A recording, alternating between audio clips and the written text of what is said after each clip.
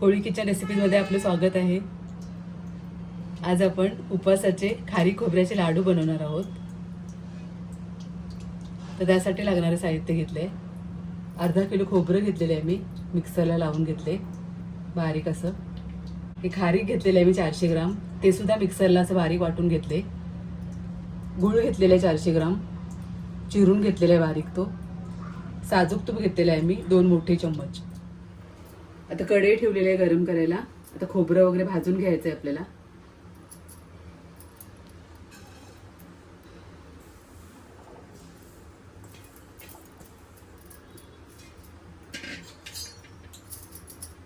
चांगलं खमंग भाजून घ्यायचं आहे। आता नवरात्री सुद्धा सुरू आहेत, त्या उपासाला सुद्धा हे चालतील लाडू।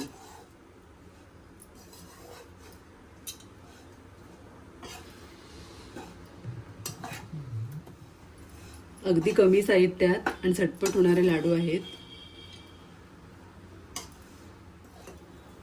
खोबरं वगैरे चांगलं भाजून घेतलं की टिकतात सुद्धा चांगले लाडू, आणि पौष्टिक सुद्धा आहेत। उपवासामध्ये वगैरे थकवा वगैरे जाणवत नाही एखादा लाडू खाला सकाळी तर नक्की बनवा।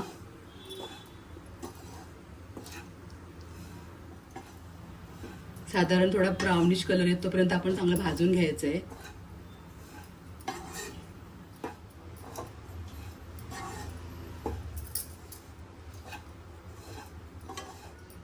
आता कलर चेंज झालाय बघा, साधारण ब्राउनिश कलर झालेला आहे। आता खोबरं आपलं भाजून झालेलं आहे, आता काढून घेते मी। त्याच कढईत आपण खारीक पावडर सुद्धा भाजून घेऊया।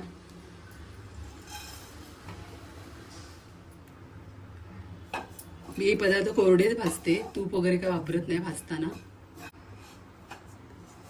कधी कधी खारकामध्ये ओलावा असतो, तो निघून जातो असे भाजल्याने, टिकतात सुद्धा छान भाजल्याने।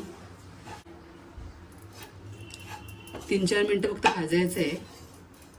आता माझं भाजून झालेलं आहे, मी काढून घेते। त्याच कढईमध्ये हे साजूक तूप घेते आपण, ते घालूया। 2 मोठे चमच तूप घेतलेले आहे।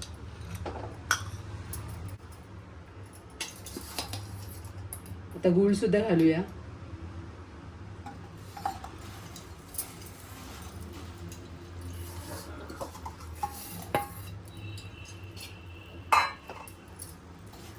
गूळ आपल्याला वितळवून घ्यायचा आहे, फक्त पाक नाही बनवायचा।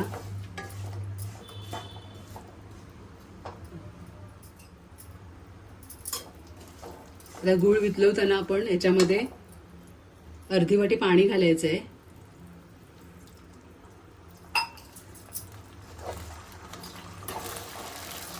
शेवटपर्यंत आपले लाडू वळता येतात, असं घट्ट गोळा वगैरे नाही होत। पाणी जरूर वापरा थोडंसं। ते वितळवून घेते मी पूर्ण गूळ।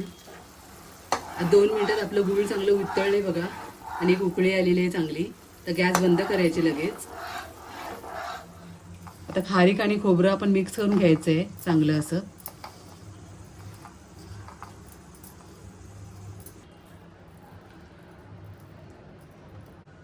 आता गूळ वितळवून घेतलंय, तो आपण या मिश्रणामध्ये ओतूया।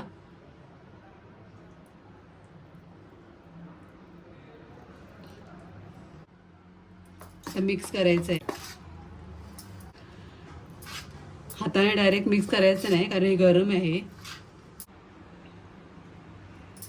ते मिश्रण घेऊन मी लाडू वळते, असं हलक्या हाताने इझिली वळला जाते बघा।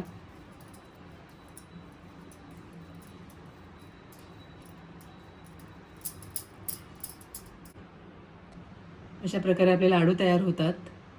मी सगळे आता वळून घेते। अशा प्रकारे आपले खारीक खोबऱ्याचे लाडू तयार झालेले आहेत। तुम्ही सुद्धा या नवरात्रीमध्ये नक्की बनवा। रेसिपी आवडली असेल तर नक्की लाईक करा, शेअर करा, आणि आपल्या कोळी किचन रेसिपी चॅनलला नक्की सबस्क्राईब करा। धन्यवाद।